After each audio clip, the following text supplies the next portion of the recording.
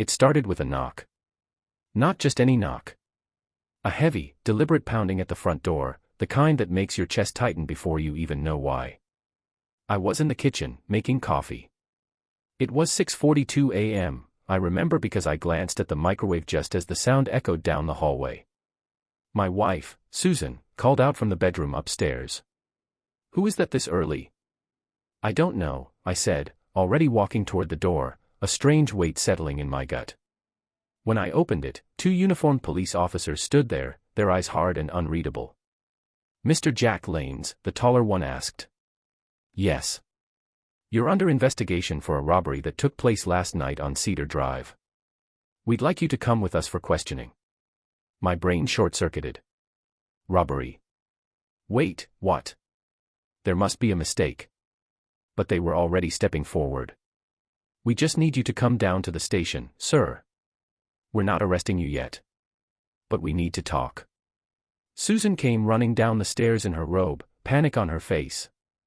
"What's going on?" "I don't know," I said, shaking my head. "I didn't do anything." The neighbors watched from behind their curtains as I got into the back of the patrol car. The embarrassment, the shame. I hadn't done anything wrong, but I already felt guilty under their eyes. Inside the station, they told me a house on Cedar Drive had been robbed. A safe was cleaned out, over $60,000 gone. No forced entry. But the homeowner had installed a motion-activated camera inside the foyer. The footage was grainy, but the silhouette, the build, the clothes, it looked just like me. Same black hoodie. Same way of walking, with a slight limp in the right leg from my old football injury. Even the same brand of sneakers. I sat in silence as they showed me the footage. My mouth went dry. I did have a black hoodie like that. I did walk like that. But I hadn't left the house last night. I was asleep by 10. So was Susan. And I sure as hell didn't steal anything. "Do you own those shoes?" one of the detectives asked. "Yes, but..." "Were you out last night?" "No. I told you, I was home. Ask my wife." They made me sit in a cold, windowless room for what felt like hours. Eventually, they let me go. Not enough evidence to arrest me, yet. But they said they'd be following up. I drove home in a daze. When I pulled into the driveway, I saw my son, Tyler, sitting on the porch. He was scrolling on his phone like nothing had happened. Like his father hadn't just been accused of a felony. "Hey," he said, looking up. "You okay?" I studied his face. "Calm. Too calm." "Did Mom tell you what happened?" "Yeah." "That's crazy. But don't worry, Dad. They'll figure it out." I nodded slowly. "Yeah. I hope so." Something in his eyes didn't sit right with me. Not fear. Not confusion. Just detachment. Tyler's 20. In college, technically. But he's been home a lot lately. Dropped most of his classes. Said he needed a break to reset. I didn't argue. We've always tried to be supportive. But now I couldn't stop wondering, where was he last night? That thought haunted me all day. I sat at the kitchen table while Susan tried to keep things normal, made lunch, put on the TV, tried small talk. But I could feel the tension hanging like smoke. Around 9 p.m., after Tyler went to his room, I turned to her. "Can I ask you something?" She looked up, cautious. "Of course. Did you see me last night? At any point? Did I get up or leave the house?" She frowned. "No. But I was asleep." "Why?" "They said the guy walked just like me. Same hoodie. Same shoes." Her eyes narrowed. "You think someone's trying to set you up?" "I don't know. But I can't shake this feeling." She didn't say it out loud, but I saw the thought cross her mind. She was wondering if I was lying. Wondering if I had done it. That night I couldn't sleep. I lay there staring at the ceiling, my thoughts spinning. At 2:37 a.m., I heard a creak in the hallway. I got up quietly and peeked out. Tyler was slipping down the stairs, a hoodie over his head. Same black hoodie. He didn't see me. I followed. He went into the garage. I waited a minute, then walked in after him. He froze when he saw me. Dad. What are you doing up? Could ask you the same thing. Just grabbing my charger. Left it in the car. But his car keys weren't in his hand. He wasn't holding anything. We stood there, staring at each other. Then I looked over at the garbage bin. Something dark was stuffed inside, half hidden. I walked over and pulled it out. It was the black hoodie. Mine. But the cuffs were torn. The front pocket had a faint white stain, dry paint maybe, or plaster dust. And inside the pocket, crumpled deep in the lining, was a torn fragment of what looked like a $100 bill. Tyler didn't move. His face was pale now. Dad, please don't freak out. I held the hoodie up like it weighed 1,000 pounds. What did you do? I asked. He didn't answer. I took a step toward him. My voice cracked as I asked again, louder this time. Tyler. What did you do? He looked down, and then he said something that made my knees go weak. I had to do it. Because of her. I stared at him, heart pounding. Her? Who are you talking about? His eyes slowly met mine. Mom. Because of her. Those 3 words knocked the breath out of me. I stood in the middle of our garage, holding the hoodie, my hoodie, with trembling hands. The one used in the robbery. The one Tyler had just hidden in the trash. What do you mean, because of her? I asked again, softer this time. Are you talking about your mom? Tyler didn't answer right away. He just stared at the floor like he was trying to find the courage to speak. His jaw was tight, his eyes glassy. It was the first time I'd seen real fear in his face. Tyler, I said, stepping closer, lowering my voice. Son. I need you to tell me the truth. He finally looked up at me. You don't know everything about her, he said. That sentence chilled me. I didn't even know what it meant, but I could feel a wall cracking inside me.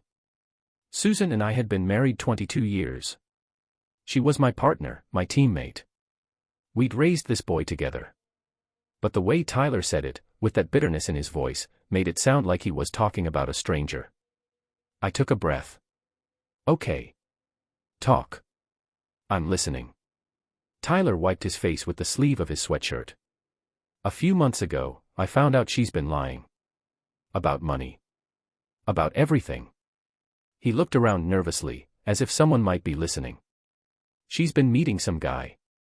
I don't know who he is, but I saw texts. Hotel confirmations. She even booked one under a fake name. I confronted her once and she swore it was for work. But I knew better.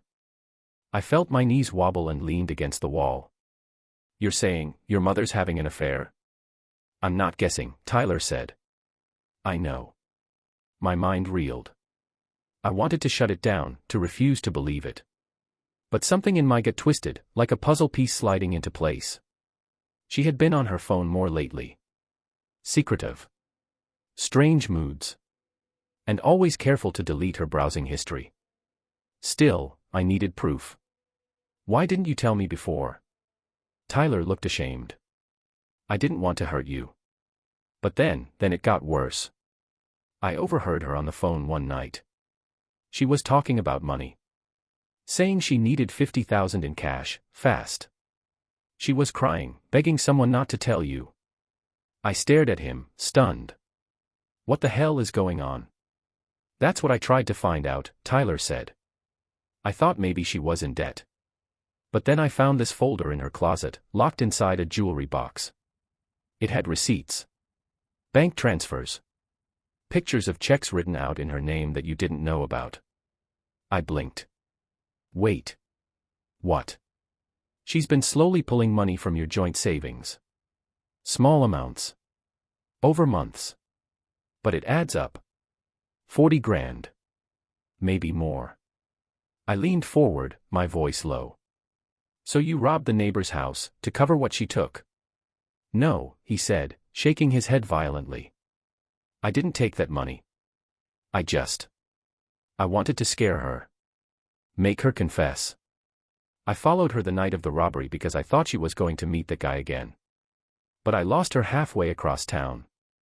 Then how did my hoodie end up in the robbery? He looked away. And that silence told me everything. You didn't just follow her, did you? I said slowly. You followed me. Or you knew where my clothes were. You planned something. I just wanted her to talk. He shouted suddenly. I thought if I made it look like someone in the house was in trouble, maybe it'd force everything into the open. I didn't mean for you to get blamed. I thought they'd drop it. That it'd be a scare. But now it's gone too far. Tyler, I said, my voice cracking. You framed me. His eyes filled with tears. I didn't know what else to do. I backed away from him, chest tight. That's not a prank. That's felony-level crime. You don't just scare someone with a fake robbery, and especially not by making your own father look guilty. He nodded like a child being scolded. I'm sorry, Dad. I thought I could undo it before it got serious. It is serious. I snapped. Do you understand what they'll do to me if they find even one shred of physical evidence? They already think I'm guilty. Tyler covered his face with both hands. I didn't take the money. I swear. But someone else did. And it wasn't you. I stared at the hoodie in my hands, my mind racing. If Tyler didn't take the cash, who did? That question kept me awake all night. I lay next to Susan, listening to her breathe steadily, pretending not to notice when she shifted every time I moved. I couldn't look at her the same way anymore. By morning, I had a plan. At breakfast, Susan poured herself coffee like nothing had changed. Rough night, she asked, glancing at me. You could say that, I muttered. She looked over at Tyler, who was unusually quiet. Something happened, she asked, her tone just a bit too casual. I shrugged. Police are still looking. Said they might search the house again. Her hand froze midair, holding the spoon. Again. Yeah. They want to take a closer look. They think whoever did this might have stashed something. She didn't speak for a second. Then, well, that's unnerving. Unless someone has something to hide, I said. Silence. Tyler got up quickly. I'm going to the library. I'll be back later. After he left, I studied Susan. Her fingers tapped nervously on the mug. I want to ask you something, I said. Okay. Are you in trouble? She blinked. What kind of trouble? Financial. Legal. Personal. Are you hiding something from me, Susan? Her mouth tightened. No. You sure? I said. Because if you are, now's the time to come clean. She stared at me for a long time. Then she said, You're starting to sound paranoid. No, I said. Just careful. Someone's trying to burn this family down. And I need to know if I'm sleeping next to the person holding the match. She stood up abruptly. I can't do this with you right now. She stormed off. I wanted to follow. But something told me to wait. Instead, I walked into our closet and opened her jewelry box. The folder was gone. I rushed into the garage. The trash bin was empty. The hoodie, gone. Tyler wasn't answering his phone. And Susan. She was gone too. But her purse, her keys, all still here. Then my phone buzzed. A text message from an unknown number. If you want the truth, meet me at the place where it all began. 6 p.m. Come alone. I stared at the text. If you want the truth, meet me at the place where it all began. 6 p.m. Come alone. No name. No number. Just that chilling message. I checked the time, 12:43 p.m. That gave me just over 5 hours to figure out where the place where it all began even was. My first instinct was to call Tyler, but he still wasn't answering. And Susan was nowhere in sight. Her phone rang twice, then went to voicemail. She hadn't come back to the house, but her car was still parked out front. Her purse was on the couch, untouched. Which meant, she hadn't planned to leave. Not like that. And someone didn't want me talking to either of them. I sat at the kitchen table, trying to think. The place where it all began. Was it the house we bought when Tyler was born? The diner where I first met Susan? The church where we got married? Too many places. Too many memories. And then it hit me. The cabin. My family owns a small, beat-up cabin 2 hours outside the city, tucked behind Lake Whitman. We hadn't been there in years. But it was where Susan and I took Tyler on our first trip as a family. Where we carved our initials into the old birch tree out front. Where Tyler took his first steps on that uneven wood porch. That was where it all began. I didn't want to believe whoever sent the message would be waiting there. But my gut told me I was right. By 4 p.m., I was in the car. I didn't tell anyone I was leaving, not the police, not a friend, not a neighbor. Whoever sent that text knew things only someone close to me could know. If this was a trap, I was walking into it blind. The drive was long, quiet, filled only with the hum of the engine and the sound of my thoughts. Every mile closer to the cabin, the questions grew louder in my head. Why did Tyler frame me? Was Susan really involved? And why did I feel like I barely knew either of them anymore? I pulled into the gravel driveway at 5:57 p.m. The cabin looked exactly like it had when we left it last, weathered, crooked, but full of memories. The wind rustled through the trees as I stepped out of the car, heart thudding in my chest. I walked slowly to the front door. It creaked open with a light push. Hello. I called into the dim room. I'm here. Silence. Then a voice behind me, took you long enough. I spun around. It was Tyler. He stood near the edge of the trees, hoodie on, hands shoved deep in his pockets. His face was pale, eyes haunted. He looked like he hadn't slept in days. Tyler, I breathed. What the hell is going on? He walked toward me slowly, not meeting my eyes. I needed to get you away from the house. Away from Mom. You sent the text. He nodded. You need to start talking, I said. Now. No more riddles, no more drama. I want the truth. He sat down on the porch steps. I followed. I didn't just find out about Mom's affair, he said quietly. I found out why she was doing it. My stomach turned. Go on. She's been seeing a guy named Vincent Hayes. He used to work with you. I blinked. Wait, what? Vincent from the old contracting firm. Tyler nodded. The guy you fired for stealing tools. Remember him? Barely.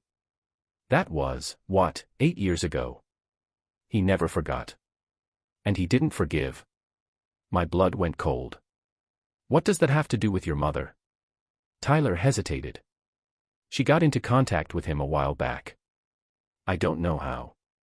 He told her you ruined his life. He convinced her he had dirt on you, that you'd done shady stuff with money back when you were in the business. That's a lie, I said. I've never stolen a damn thing. I know, Tyler said. But she believed him. Or wanted to. He played her, Dad. Said he could help her start a new life. Said he'd erase your name from everything, get her a new identity, even gave her cash up front. But he wanted something in return. I clenched my fists. What? 50 grand. From you. It was all starting to click into place now. She wanted me to give her that money. Tyler nodded. But she knew you'd never agree. So they hatched a plan. To frame me, I said. Tyler looked up at me. No. That wasn't her plan. That part was mine. I stared at him. What? I heard them talking one night. Arguing. He was threatening her. Said if she didn't come through, he'd tell you everything and then the police. That she was an accessory to fraud. I panicked. I thought if I made you look like a suspect in a totally different crime, it would distract the cops. I thought it would buy us time. I could hardly breathe. You lied to me. You let me sit in that police station while everyone looked at me like a criminal. I'm sorry, Dad. I didn't know what else to do. I wasn't trying to hurt you. But you did hurt me, Tyler. You didn't just lie, you put my freedom on the line. You could have ruined everything. Tears welled up in his eyes. I know. I thought I could fix it before it got this far.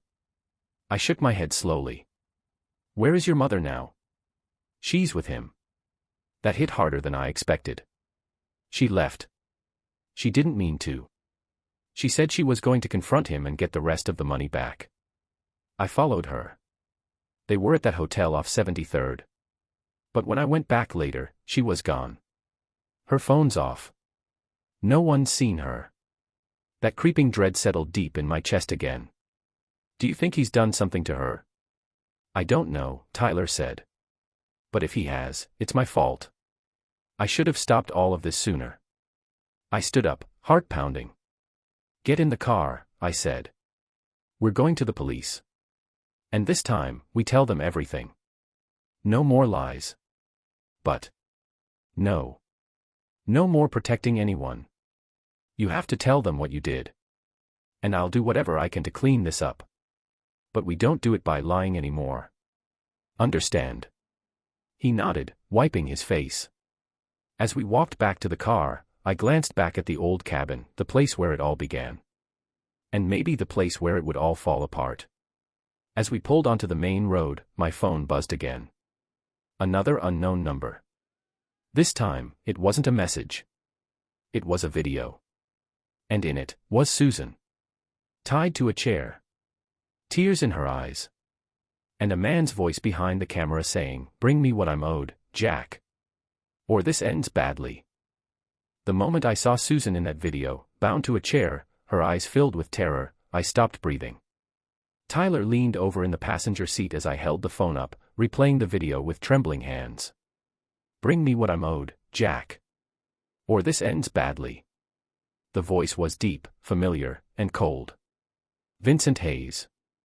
I hadn't seen his face in nearly a decade, but the sound of his voice hit me like a hammer. I used to trust that man. We started a small construction business together. I was the organizer, he was the muscle. But he'd gotten greedy. Started skimming tools and selling them. When I found out, I gave him a chance to come clean. He didn't. So I fired him, quietly, without pressing charges. Now I realized. I should have. Where was that hotel again? I asked Tyler, my voice sharp. Off 73rd. The old Greenvale Motor Inn. Let's go. But, shouldn't we call the police? I hesitated.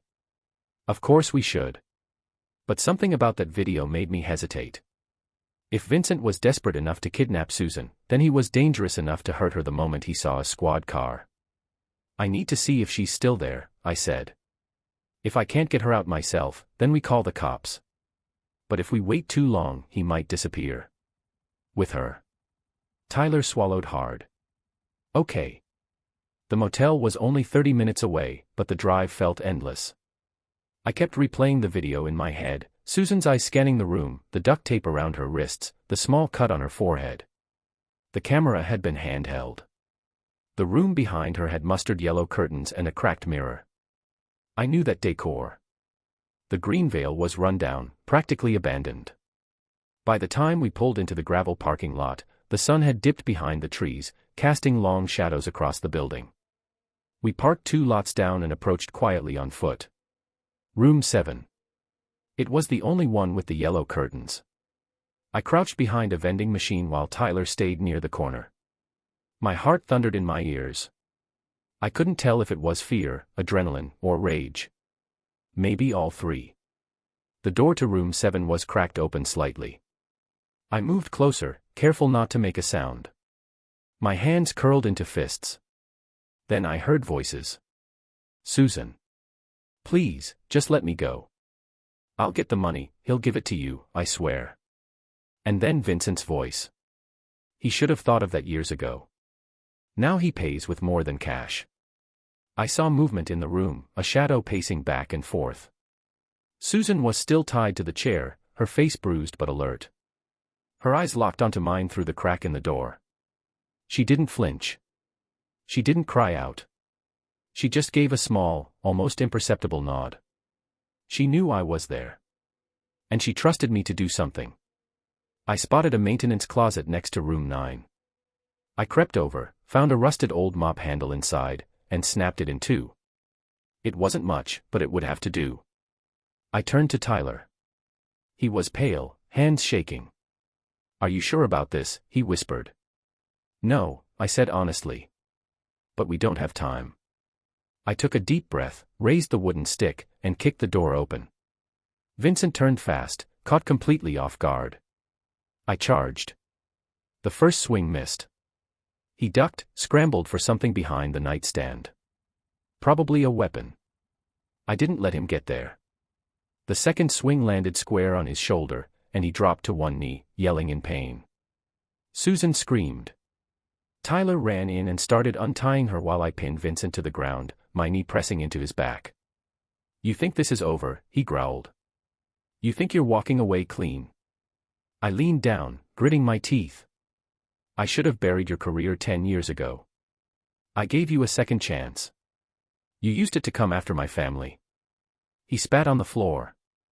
"You don't get it, Jack. Your wife came to me. She begged me. I didn't hunt her down, she came looking." I froze. "She wanted out. Out of your marriage, out of your life." I offered her freedom, and she said yes. I glanced at Susan. She was staring at the floor, silent. Was he lying? Or was that true? We tied Vincent's hands with a motel bedsheet and dragged him to a chair. Tyler called the police. This time, there was no hiding. When the officers arrived, everything spilled out. The video. The extortion. The fake robbery. Even my own son's confession. Vincent was arrested on multiple charges: kidnapping, blackmail, conspiracy, and obstruction. But that didn't feel like the end. Because after they took him away, I turned to Susan. And asked the question that had been burning in me for days. "Is it true?" She didn't pretend not to know what I meant. "Yes," she said softly. I went to him. Not to run away. Not to leave you. I was scared. I thought I was in trouble, real trouble. Someone started sending me messages, threatening to expose something from your old company. Said they had proof you embezzled money. I didn't know what to do. My stomach sank. "You thought I stole money?" She looked at me, tears in her eyes. I didn't want to believe it.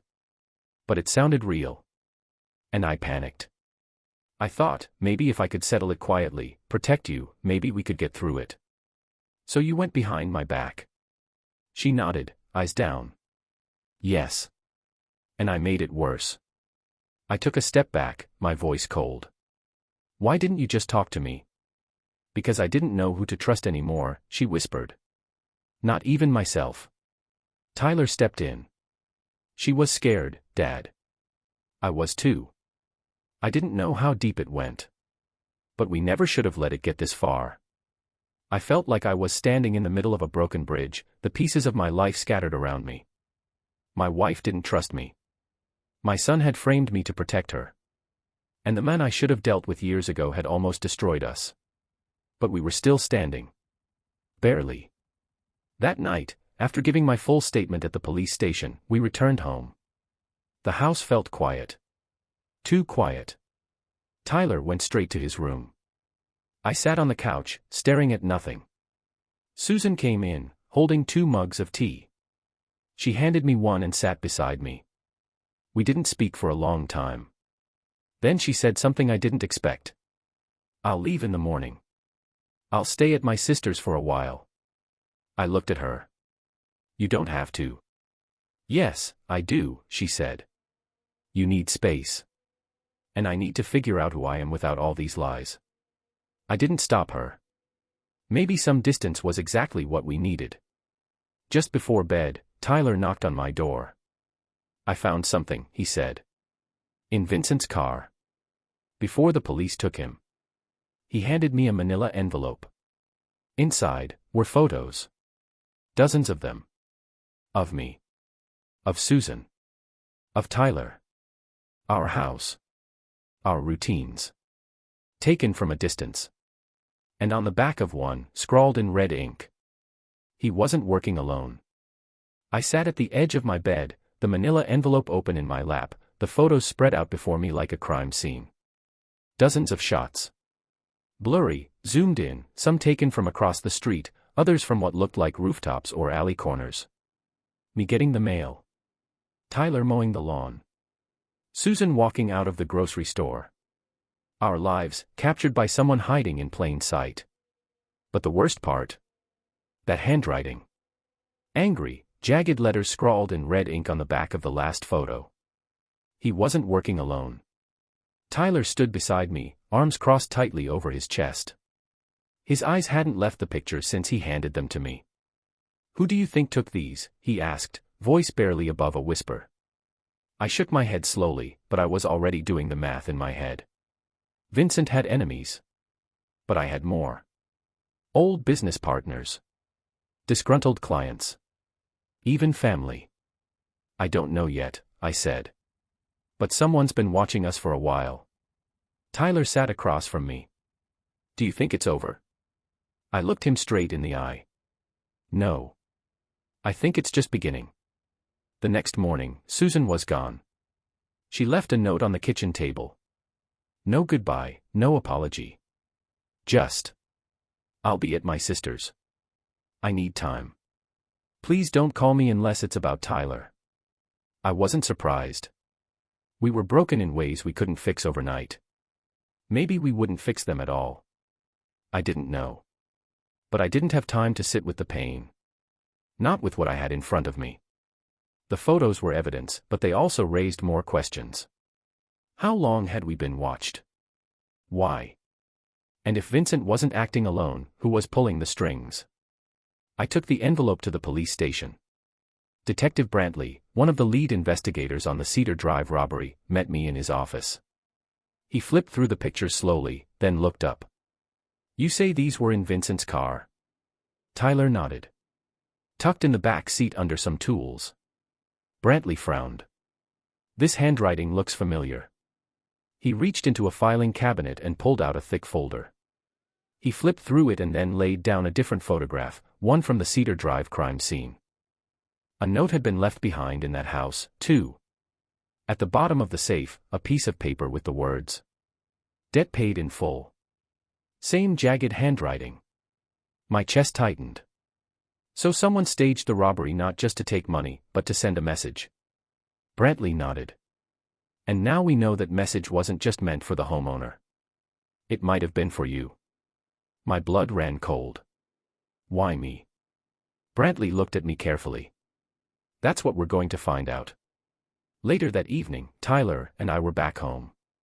I was sitting at the dining table with my laptop, trying to go back through old emails, financial records, anything that could connect a second person to Vincent.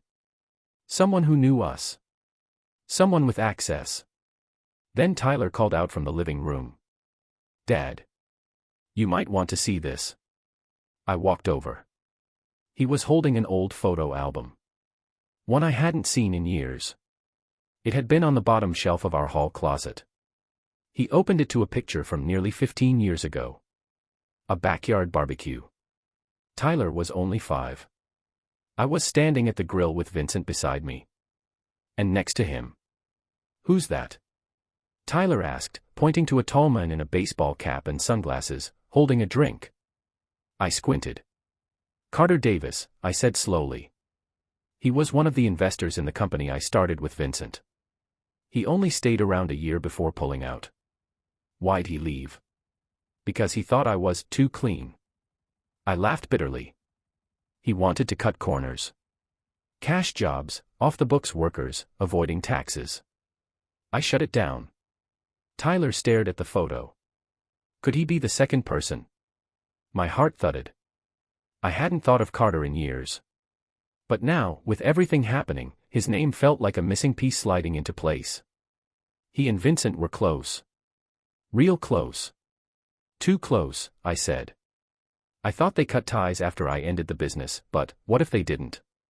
Tyler nodded slowly. Maybe Carter's the one with the real grudge. Maybe he's the one who's been watching us. I grabbed my laptop and searched his name. A few results came up. Carter Davis, contractor. Carter Davis, bankruptcy 2017. Carter Davis, arrested in 2021 for insurance fraud, charges dropped. There it was.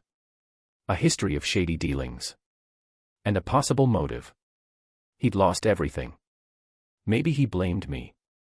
Maybe he teamed back up with Vincent to settle old scores. But we needed proof. And I knew exactly where to start.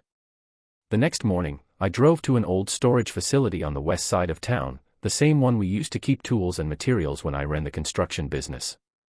I still had a key. Inside, it was dusty, cold, and smelled like mildew. But I found what I was looking for in a file cabinet near the back: old client folders, employee logs, and, most importantly, financial ledgers. Carter's name was all over them. Payments made. Checks signed. Even one bizarre withdrawal of $15,000 labeled only as CD bonus. That wasn't a bonus. That was theft.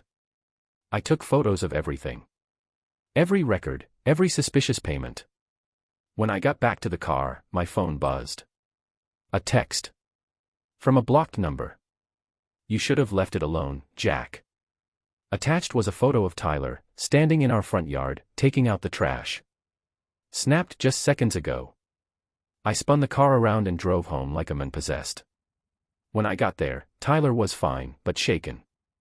"They're watching the house again," I said, locking the doors. "Which means we're getting close." "What do we do?" he asked. "We finish what we started." That night, I sent everything to Detective Brantley: photos, ledgers, Carter's financial records. I asked him for 24 hours before taking official action. He agreed, reluctantly. I needed to face Carter myself. Face the men who'd torn apart my family from the shadows. The next morning, I got another message. A voicemail. Vincent's voice, weak, hoarse, but unmistakable. From jail. "They're going to kill me, Jack. Carter's not the boss. He's not the one pulling the strings. It goes higher. You were never the real target. Tyler was. Don't trust." The message cut off. "They're going to kill me, Jack. Carter's not the boss. He's not the one pulling the strings. It goes higher. You were never the real target. Tyler was. Don't trust." Then silence. The voicemail cut off so abruptly, I thought it was a mistake. I replayed it twice, trying to hear what Vincent had been about to say, but it ended the same way each time, just his raspy voice, full of fear, and that final warning. Tyler was the target. Not me. That hit me like a punch to the gut. Up until now, I thought I was at the center of everything. Framed. Accused. Betrayed. But now I saw the real picture. And it was worse. Much worse. Tyler came into the room as I stared at my phone. He saw the look on my face and froze. What happened? I looked up at him slowly. Vincent called. From jail. He said Carter's not the one behind this. Tyler frowned. Then who is? I don't know yet. But, I hesitated, then added, he said you were the real target. Not me. His face went pale. Me. Why would anyone come after me? That's what I intend to find out, I said, grabbing my jacket. But I need you to tell me something. And I need the truth. No more holding back. Tyler sat down, tense. Okay. Is there anything from your past that could explain this? Did you make any enemies? Owe someone money? Get involved with someone you shouldn't have? He looked down at the floor and didn't speak. Tyler. He finally said, there was this girl. Last year. At school. I sat beside him. I need more than that. She wasn't from campus. She lived nearby. Her name was Clara. We met through a mutual friend at a party. She was a little older. Intense. The kind of person who knows how to make you feel like you're the only person in the room. He smiled sadly. I fell for her. Hard. What happened? I didn't know it at the time, but she had a boyfriend. Older guy. Real possessive. Controlling. He found out about me. Started sending threats, showing up near my dorm, leaving notes on my car. At first, I thought it was just jealousy. But it wasn't. No. He wasn't just angry. He was connected. Tyler's voice shook. One of my roommates said he recognized him. Said he was tied to some shady people. Private security firms. Maybe even government contracts. I thought he was exaggerating. But then Clara disappeared. She ghosted me completely. Deleted her number. I never saw her again. Did you report it? He shook his head. To who? I didn't even know the guy's name. And besides, I was embarrassed. I didn't tell anyone. Not even Mom. I stood up, mind racing. Tyler. I think this is bigger than we thought. Later that day, I drove to the police station to speak with Detective Brantley again. I told him about the voicemail, about Clara, about Tyler's stalker. He leaned back in his chair, expression dark. This fits with some things we've seen, he said slowly. What do you mean? Last year, we started seeing unusual activity around private homes. Surveillance equipment in unexpected places. Motion sensors tripped without explanation. We thought it was just petty crime or paranoia. But this, someone targeting your son, going through you to get to him, this changes things. Can you trace the voicemail? I asked. We're already trying, he said. But calls from jails are monitored and often routed through secure systems. We may not get much. I left the station with more questions than answers. That evening, I parked myself at the dining table with a fresh notepad and began drawing connections. Me. Vincent. Carter. Clara. Tyler. And someone else, the real puppeteer. I stared at the page, trying to see the shape in the chaos. Whoever was behind this had resources. Access. Patience. They watched us for weeks. They planned everything. And they weren't finished yet. Just then, my phone buzzed.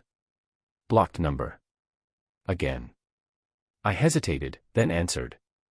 Jack, the voice said, calm and slow. You're in deeper than you realize. Who is this? You can call me Mr. Keene. I stepped outside, away from Tyler's ears. What do you want? You were never supposed to be involved. But your son made a mistake. He got close to something he shouldn't have. Someone. You're talking about Clara. Very good. There was a pause, then the men continued. Clara wasn't a civilian. She was a contractor, embedded with certain groups for surveillance purposes. Unfortunately, your son's curiosity made her job complicated. I gripped the phone tighter. Are you threatening my son? No, Mr. Lanes. I'm protecting an operation that's already been severely compromised. And I'm giving you a chance to walk away. Take your son, leave town, and never contact anyone from your past again. Or what? Or you'll lose more than your reputation. You'll lose your son. Just like you nearly lost your wife. My blood went cold. I'm not going anywhere, I said. And you're not going to touch my son. Brave, Keene said. But stupid. You'll regret this. The call ended. I stood frozen in the yard, phone pressed to my ear, heart pounding. That night, I told Tyler everything. The call. The threat. Clara's real identity. He sat in stunned silence, his face pale, his eyes wide. So what now? He whispered. We fight, I said. How? I didn't have a full plan. Not yet. But I knew we had something they didn't expect, truth. I still had the ledger copies, the photos, Vincent's voicemail, and Carter's records. The web was wide, and even if Keene tried to silence us, there were still cracks in the wall. We just had to hit the right one. The next morning, I arranged a meeting with a federal contact, a man named Arthur Mayfield. He used to be a client of mine back when we were building secure facilities. Now he worked in internal investigations. I gave him everything. He spent an hour reading and listening. At the end, he looked up and said, You have no idea what you've stepped into. Then enlighten me. This Keen guy, he's real. Former DOD, turned private intelligence. Runs surveillance on high-value civilian targets for corporate clients. Mostly hush-hush work. If your son got close to one of their field operatives, even by accident, they'd see that as a threat. So what do we do? Mayfield leaned forward. I'll start an internal inquiry. Quietly. But you need to protect your son. And yourself. These people don't file lawsuits. They erase problems. I'm not going to run. I didn't say run, he said. I said prepare. That night, back at the house, I received one final envelope. No return address. Inside, a single photo of Tyler sleeping in his bed. And a note. He won't wake up next time. I stared at the photo. Tyler, peacefully asleep in his bed.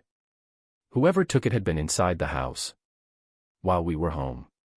While we slept. The image was time-stamped, 3:07 a.m.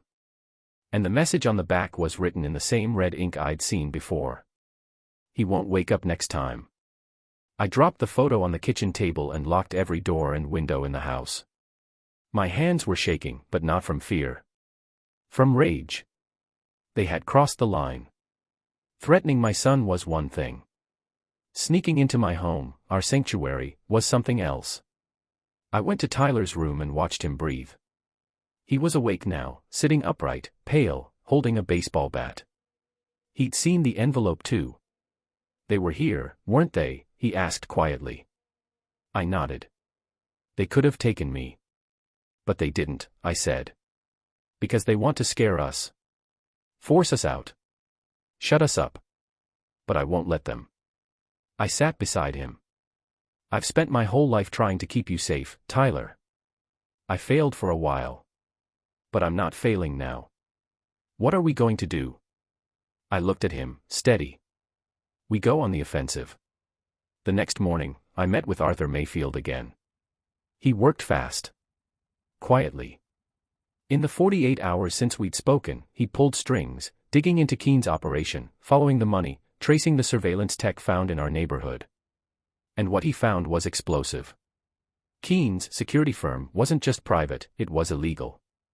They were conducting unauthorized surveillance across state lines. And worse, they had planted operatives, including Clara, on college campuses under false identities, attempting to manipulate or blackmail students tied to families with political or financial value. Tyler had unknowingly become a target because of me. Because my former company had a Department of Defense contract years ago that Keen wanted access to. He thought manipulating my son would give him leverage. But he underestimated the one thing he didn't understand. A father's love. Arthur handed me a file. This is everything you need, he said. Proof of their surveillance, fake identities, asset tracking, even lists of other families they targeted. I opened it and saw Clara's real name, Clarissa Dean. Her file was thick. Will this hold up in court? I asked. Not yet, Arthur said. But if we get one more piece, something that ties Keen personally to the threats, you've got him. And how do we get that? You let him think he's won. That night, I did exactly what Keen wanted. I texted the burner number. I'm done. I want out. You win. Tell me where to go. I waited an hour. No response. Then, finally. Abandoned airstrip. Crossville. 11:30 p.m. Come alone. No police. No wires. Bring your son. I read the message aloud to Tyler. He looked at me like I was crazy. You're going. Yes. With me. Not with you, I said. You're staying in the car. Out of sight. What if something happens? Then you drive. Call Arthur. Run like hell. He clenched his jaw, nodded. We left just after 10 p.m. I packed a recording device, hidden inside my watch, and wore a button cam under my collar. Arthur arranged for a silent drone to follow from a distance, just close enough to get footage but not trigger suspicion. We arrived at the airstrip on time. The place was pitch black. Deserted. A strip of cracked asphalt surrounded by tall grass and rusted fence. It felt like something out of a movie. The perfect place for things to disappear. Tyler parked behind a cluster of trees. I walked the last 200 yards alone. A black SUV pulled up minutes later. The door opened. Keen stepped out. Gray hair, sharp eyes, black turtleneck under a military-style jacket. He looked like someone who'd spent years pretending to be invisible. "Jack," he said coolly. "Glad you came to your senses." "I didn't come for a deal," I said. "I came for answers." He smirked. "You already have them. You went after my son. You invaded my home. You tried to destroy my life. And yet, here you are. Standing. Breathing. That's more than most who cross me get." I felt my anger boil, but I held it in. "You said I wasn't the target." "Why him?" "Because he was easy," Keen said. "Young. Naive. Curious. People like him, ideal recruits or easy leverage. But he got too close to Clara. She caught feelings. Broke protocol. So we had to correct it." He stepped closer. "You made it messy.